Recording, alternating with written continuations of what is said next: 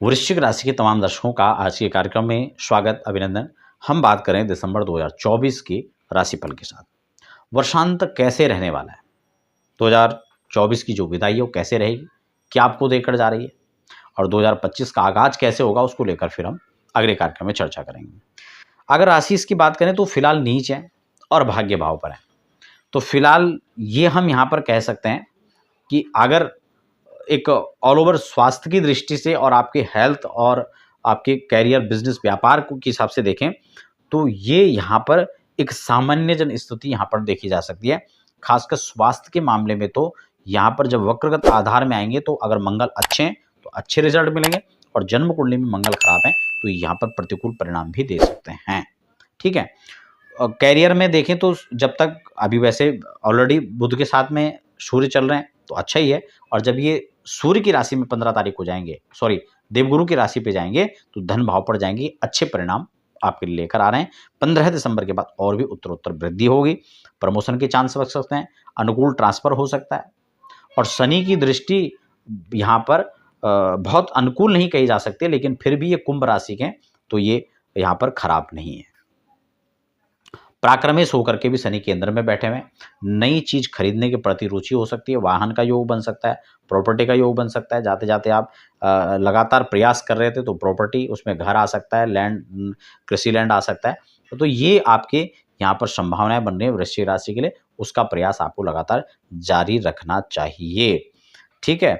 खर्चों में बाहुलता रहेगी, इसलिए सबसे अच्छा बेहतर ये होगा कि आपके खर्च के स्वामी शुक्र हैं, ये तुरंत खर्चा कराते हैं। तो आपको अगर आप चाहें तो इन्वेस्टमेंट कर सकते हैं, क्योंकि इन्वेस्ट के हिसाब से वो वेस्ट नहीं जाएगा।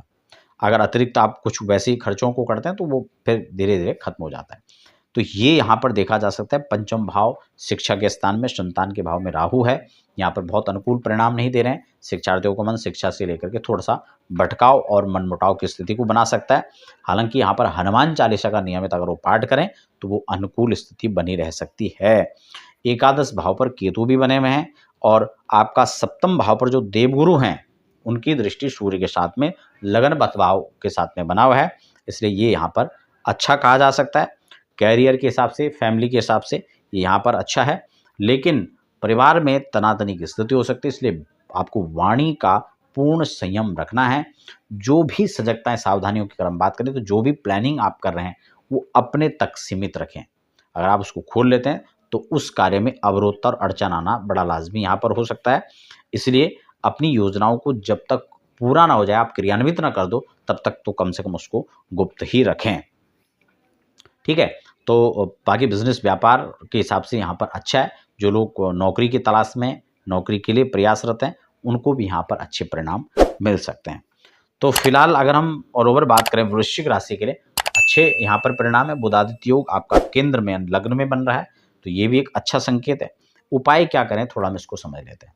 नियमित हनुमान चालीसा का पाठ या बजरंग बाण का पाठ आप संध्या काल में करें तो ये आपके लिए काफी बेहतर साबित हो सकता है। तो ये था दिसंबर महीने की चर्चा। 25 में आने वाले कार्यक्रम के साथ हम फिर चर्चा करेंगे। फिलहाल दीजिए इजाजत। धन्यवाद।